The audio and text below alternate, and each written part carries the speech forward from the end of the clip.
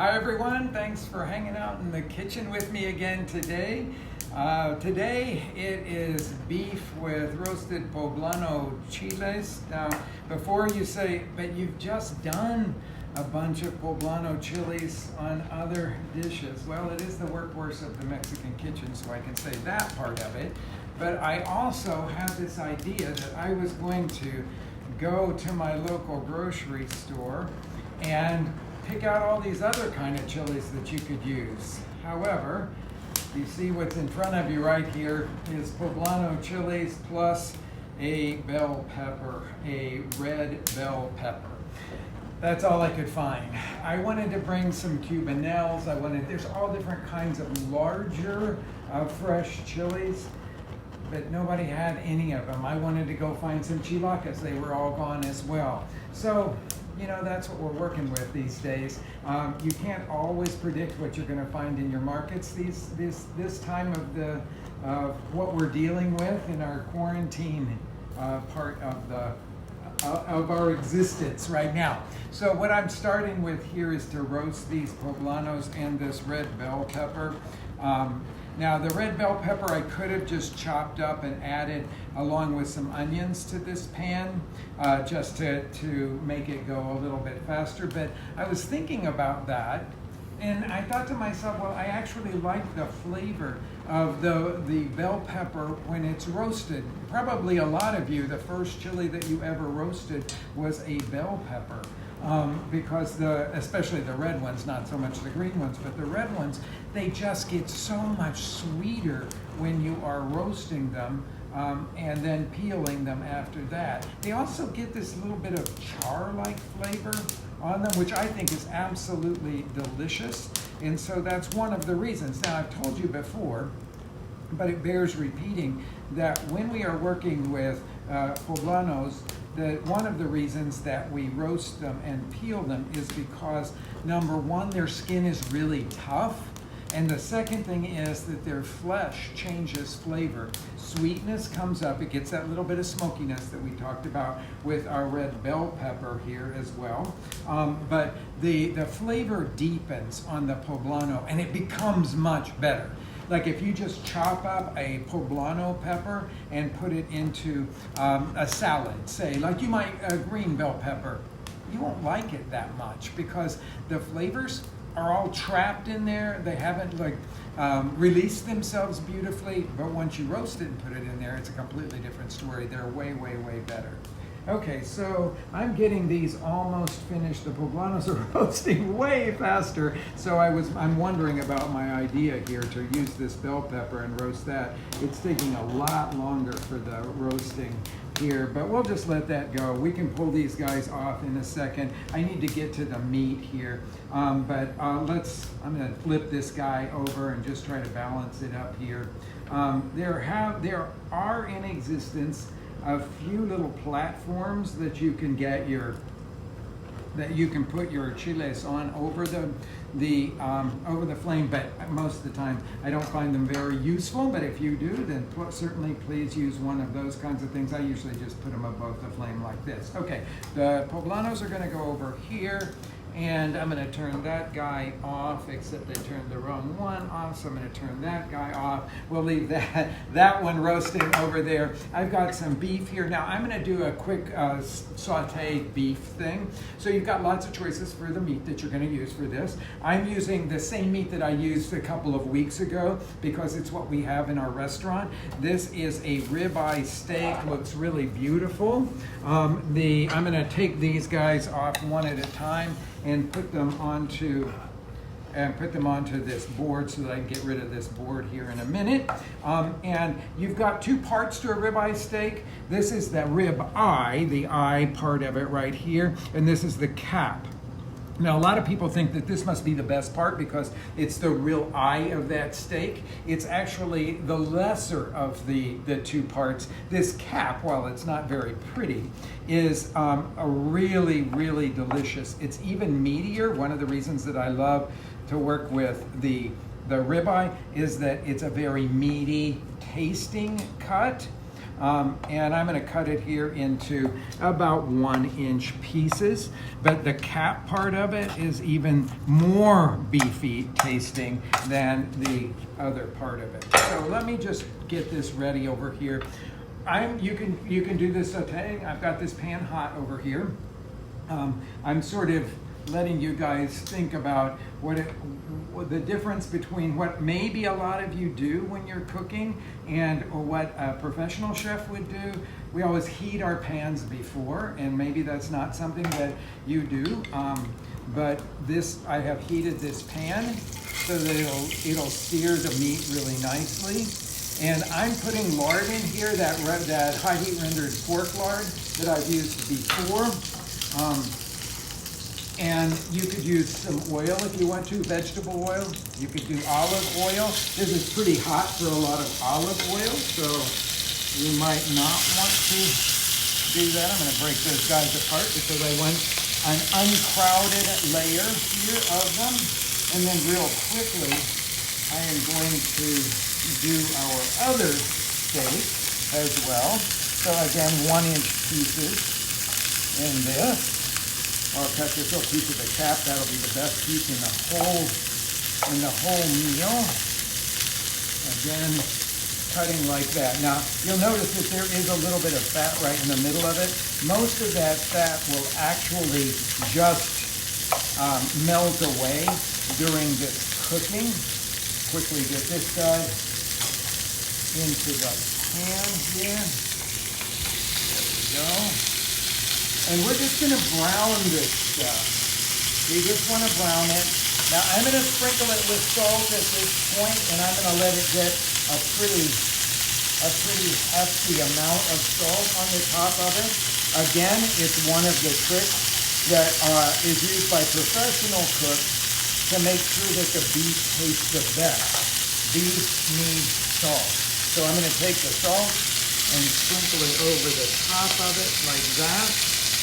If, by the way, you have a tendency to reach for a salt shaker, I'm going to encourage you to replace the salt shaker with a bowl of salt that you can reach into and grab. Second thing, let me look and see if these need to be turned here. And maybe they need to be turned. Yeah, some of them are. So I'm going to just flip some of these guys over. Oh, that's beautiful. Okay, so we'll start to turn them on the other side. Now I'm doing this over a moderately high heat in a hot pan, and I just want them to cook to rare, okay? And then I'm going to take them out. Then I'm going to prepare the rest of the dish, and then, well, they'll be ready. This will go really fast, this part of it. But we want the juices, any little sticky bits on the bottom of the pan, we want those because they're going to season the dish. So we're going to do a very classic technique. It's called deglazing the pan here. Oh, that's beautiful. Okay, so we're getting actually fairly close here to needing to take these guys out of the pan because I had my pan nicely hot, and we want to get this crust on them. I'm going to give them a little bit of salt on the top. Now this is the part that was on the bottom, so I want to season that part of it too. But what I was going to say about the salt in a bowl, it allows you to pinch it, okay? This is what I'm going to encourage all of you to do. Finally, I think our roasted bell pepper here is just about done. I'm going to give up on it if you want to know the truth. I think that's about as much roasting as I'm going to be able to get on that one. When you have your salt in a bowl, you can pick it up. I do a 4-finger pickup like that, and I know that if I do that amount of salt, if I put it into a measuring spoon, will be 1/4 of a teaspoon. Okay? So I encourage you to learn how much salt you pinch when you're pinching up salt. Now this salt that I'm using is fine ground sea salt. That's what we use in our restaurant because I think it's really easy to work with. It dissolves into dishes really fast. And so it's very, very easy to make sure that you're not over-salting something just because you can't taste the saltiness of it because the salt hasn't dissolved. Working with that really coarse salt, I find to be very difficult because it will take a long time to dissolve into whatever it is that you're putting it in. Okay, so this is, I'm going to turn this pan down because we're going to come back to it in just a minute here. So I'm just going to turn it down so that it doesn't get overcooked there or over hot there. And so let's work on some potatoes now, because these potatoes I need to cut up into small pieces. I'm using the same technique that you've seen me use before. I have two different kinds of potatoes here. We have both a German butterball and a Yukon Gold. These both came from one of our local farmers here. So I'm going to do, this is what I call a sort of, it's not the perfect square, but they're going to cook evenly because I've squared them off like this. So you see the difference in the color. That's because this is the German butterball. Absolutely one of my favorite of all potatoes for flavor. I think it's just got a richness that you don't find in any other ones. And then of course there's the one that is the Yukon Gold, which is sort of everyone's favorite these days, just because of the fact that it's got a slightly floury texture, like an Idaho potato, but at the same time, it's got a richness that you would associate with the creamier kind of boiling potato. So you can kind of, it's the all-purpose potato, shall we say. Now, in order to ensure that these potatoes are done at the same time of everything else in this dish, I'm going to do the quick, what I call my quick steaming in the microwave, my 3 minutes in the microwave. And so I've got a microwave safe bowl here that I'm going to scoop these guys into. They're not perfect squares, but they cook nicely. So I've got this little microwave safe bowl here, and I will put, I like one pot meals a lot. That's the way I cook a lot at home. And so a lot of the dishes I'm doing with you guys are those one pot kind of meals. So I've got that there. I've got a little bit of water here that I'm just to drizzle a couple of tablespoons of water over it. I've got my top that is going to go right over the top of that, or cover it with plastic wrap and poke a couple of holes in there. I'm going to give this 3 minutes, and we're going to go back here to working with an onion. So this is the onion that I was working with yesterday, and I only needed a tiny little piece of it. Today I need about that much of it, I believe. And so I'm going to cut this into slices because that will look really pretty in our dish. So I'll do that, and those guys over there, and then toss that over here into the pan that has all the little beef drippings in it. Let's just put that right there. So we're going to scrape up the bottom of this pan now, like that. The piece there that didn't get cut all the way through, so I'll pull that apart. Okay, and we'll let that start cooking. I've got 4 cloves of garlic that I'm going to go to next. That's going to go in here. And then we'll put those onions in there as well. I've got a little piece of that, of the root in still on that one. So they won't come apart, but now they will. Oops. Okay. There you go. And we'll just let this kind of cook. You see all those beautiful little beef drippings through there. I want all of that because that's a lot of flavor.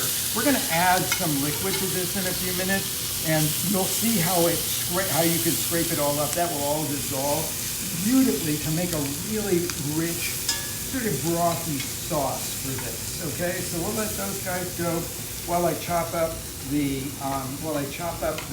garlic now. I'm going to put all of these things in our compost bowl over here. I'm still working with the garlic that came pre-peeled. that I used for the mojo de ajo the other day. And I'm going to do my standard thing, which is to slice it crosswise and then do the rocking and chopping of it. This is a really super important and good technique to know because it allows you to do lots and lots of chopping to real fine, what we would call a mince, very quickly, because you're just rocking and chopping across everything, scooping it up, and then going back across it again. Okay, we're not quite ready with our beautiful onions over there. By the way, if you happen to have a red onion on hand, that's really delicious in this dish as well. You could use yellow onion in this dish too if that's what you have on hand. My choice as always would be either for the white or the red here. Okay, let's take a look now at these potatoes that have steamed for 3 minutes in the microwave. This just allows me not to have to set up the steamer, and the cooking does go quicker. I'm going to just take this spatula that has some holes in it here and tip off the water. I'm kind of doing this backwards so that you can't see all of what's going on there, but I'm tipping off all the water. And then I'll just take these guys and slide them right into the pan so that they can start to brown as well. Once they start to brown nicely, you can see that the onion's getting soft there, and it's taking on just a hair of color, not too much yet, but we'll just spread everything out nicely. I'm going to turn the heat up just a little bit. The one thing that's so nice about cooking in cast iron pans is that they hold and distribute heat so beautifully. So I had this on originally about a medium heat, but I had heated it for about 10 minutes before we started this. And then I had turned it down to about medium-low, but it was really hot because that cast iron just holds that heat so beautifully. Now I've turned it back up to be about medium-high, and it's already, as you can see, these are already starting, everything's already starting to brown a little bit nicer here. So that'll be great. When that gets a little bit more brown, then I'm going to add the garlic to it, and then we'll talk about the rest of the ingredients that go in here. But meanwhile, I will be able to prepare the chilies that are going to go in here at the end of all of this. So I've got my bowl of water here, and I will just peel off the blackened skin of the chilies like that, and then of course tear it open. Anytime that you see some places that are not very roasted, blackened, you will notice that the skin sticks quite a bit. So tear it open like that, pull out the seed pod, and then I just give it a brief rinse to get all the seeds off and all of the little stray bits of skin that has been blackened. That looks good. Now we've got another one here. I like to dip it first into the water because it helps my hands to hold on to the blackened skin. These are just little techniques that you learn by doing it over and over and over again, which is one of the things that a restaurant chef would naturally be doing. So you have your own little ways of doing it. I'm sure all of you have ways of working with the food in your house as well, and you have your own little tricks that make it easy for you. We all do, but that's the joy of cooking with different people. We say that cooking is a universal language, and oftentimes when I go to other countries and I don't speak the language, and I find myself in a kitchen with some cooks, the next thing I know is that we're having a conversation that's a really different kind of conversation, because it's a conversation all about the flavors and the techniques and the little things that you learn from each other. Even though we're not really speaking the same language, we're communicating through the language of food. And I'm sure almost all of you have had that experience at one time or another, that suddenly you were having a conversation that was going much deeper because you were talking about food, the natural power of food, the natural power of food to be able to to bring people together, to communicate wonderful things to different people, and also to bring about memories, things that have been developed over many, many, many generations of people.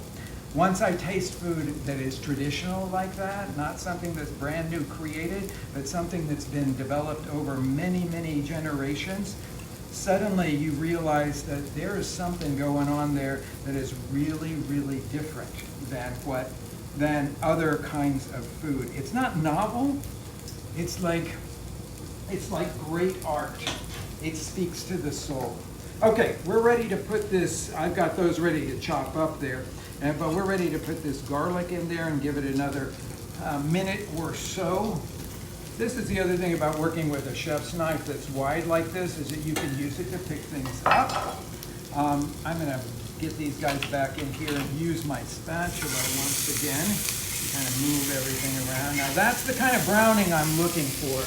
You see that? It's like, I love that kind of rich browned onion because it's the sweetest to me, and it will add the most amount of depth to the flavor of this dish. Okay, I can smell the garlic now.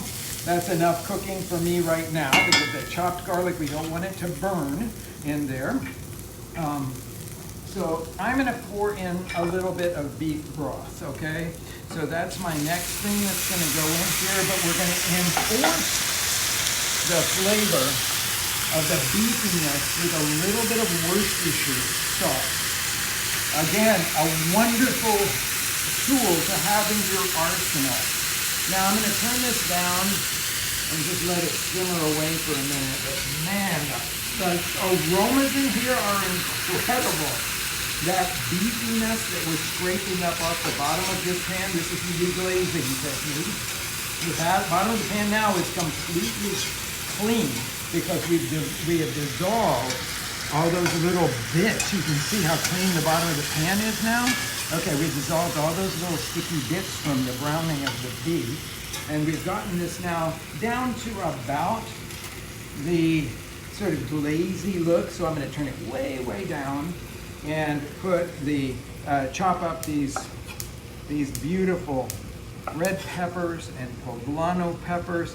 What I'm doing is to cut the top of the red pepper and the bottom of the red pepper off so that I can make a sort of straight cut with them, like that. And then I'll do the same more or less. It's easier with the poblano, actually.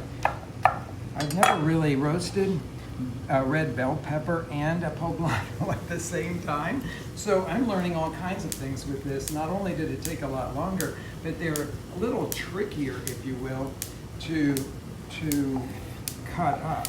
See, these lay much flatter here. So I'm going to cut across like that, cut into squares, and then I'm going to throw that into the pan now with the other good ingredients. Look how beautiful this is. That's one of the reasons that I thought I would replace one of the poblanos in the recipe with the red bell pepper, because I knew it was just going to be really beautiful. Okay, this one into big pieces. We want the pieces to not be too small on this because visually it will be really pretty if the pieces of the beef are similar in size to the pieces of the poblano. Okay. Now, that, I think we've got some nice looking stuff going on there. Yeah, okay.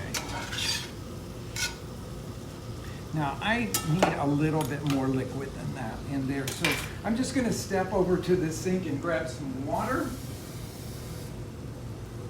and bring this now back up here. And we'll just let that, we'll toss the beef in there and it's basically ready. I have to season it with some salt, but that's all we have to do. I'm gonna put a whole big handful of cilantro in there. You could put any herb that you happen to like. I will say basil would be really, really delicious in that. And so would flat leaf parsley. We've used a fair amount of flat leaf parsley here. But Pretty much any herb, a little thyme would be good in that. The reason I added the water was because we reduced all of that beef stock. I wanted it to stop when it was sort of glazy. So now I've just added water. We evaporated water out of it, so I put water back in it. If I put more beef stock in there, it'd be fine. It would just be even stronger in the beef stock flavor. I don't necessarily want that part of it. So we're just gonna let that simmer away here for a minute, and then we'll add the beef back into it as soon as our dessert is done. I wanted to share with you, this is like one of my favorite things that I've ever made. And it's so easy, and I thought, boy, this weekend, I'll bet you a lot of you live in places where strawberries are beautifully in season. They're not in season. Our local strawberries are not in season yet here in Chicago. That comes at the end of May. But I'm sure a lot of you have beautiful local strawberries. So I wanted to show you something that is one of my very favorite things to do with those strawberries, or pretty much something you could use all summer long, depending on what kind of fruit is available in your area. Okay, I've got 4 eggs, but I'm only going to use the egg yolks here. So I'm gonna crack the eggs into my hand like that.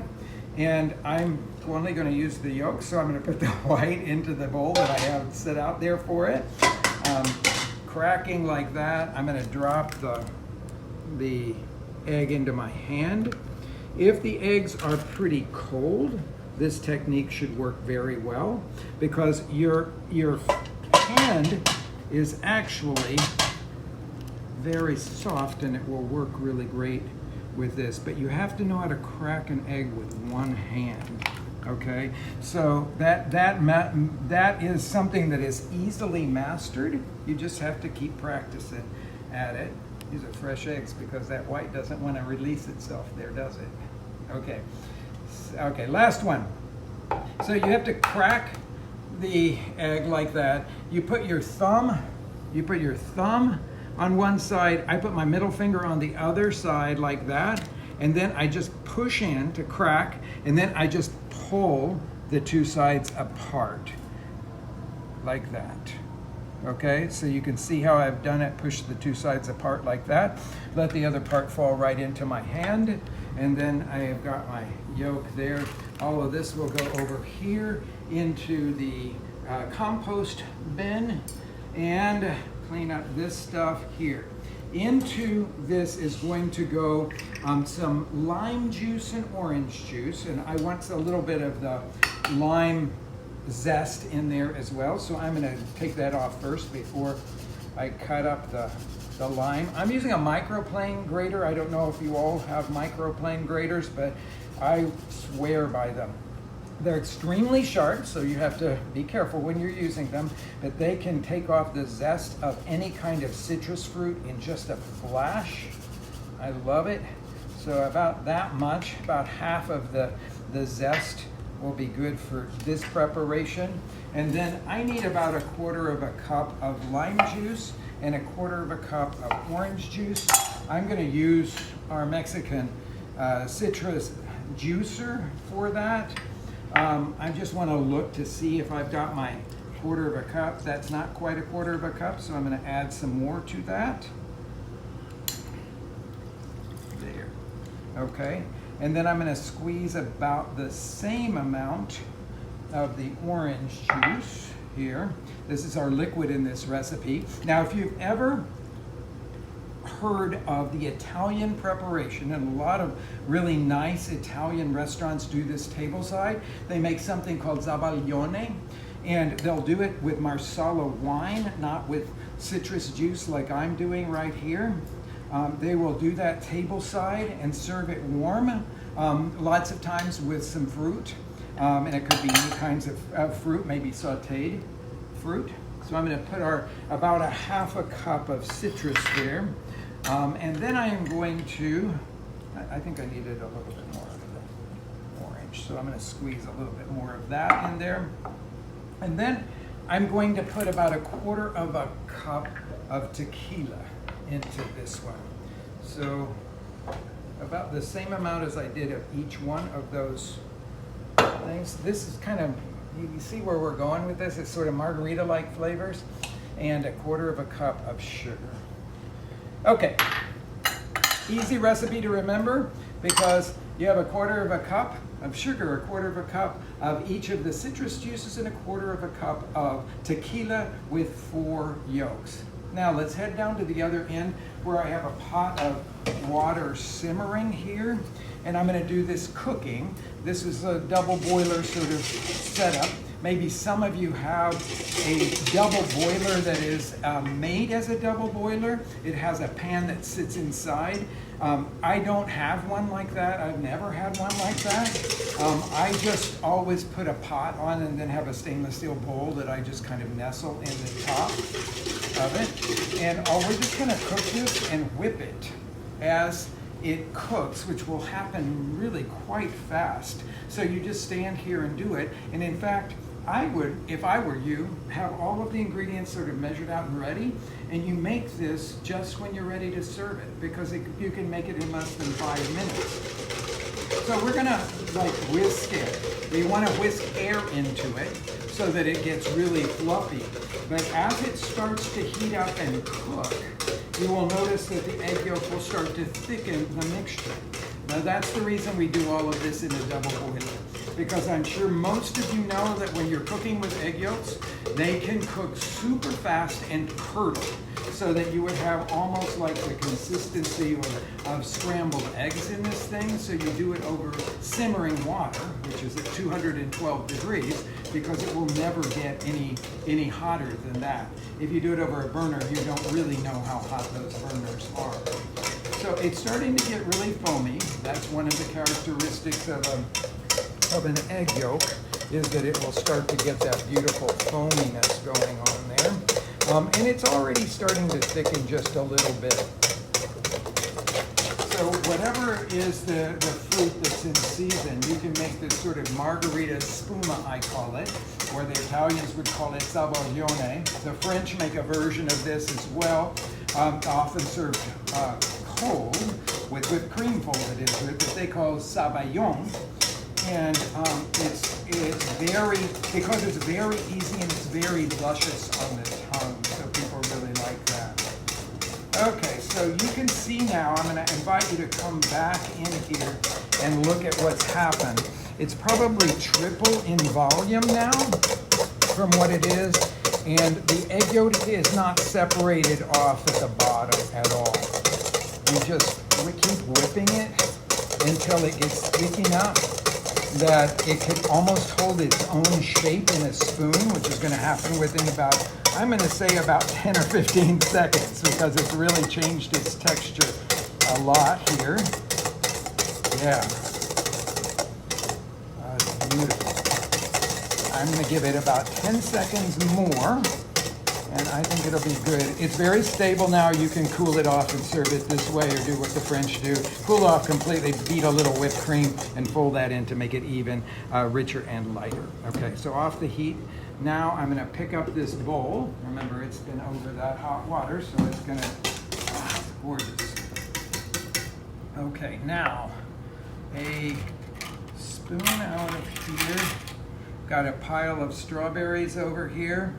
I'm going to put the Sabayon, see how pretty that is, just over the top of those strawberries.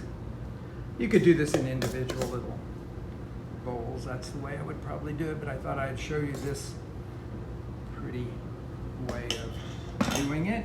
I have here a cookie. This is a Mexican polvorón.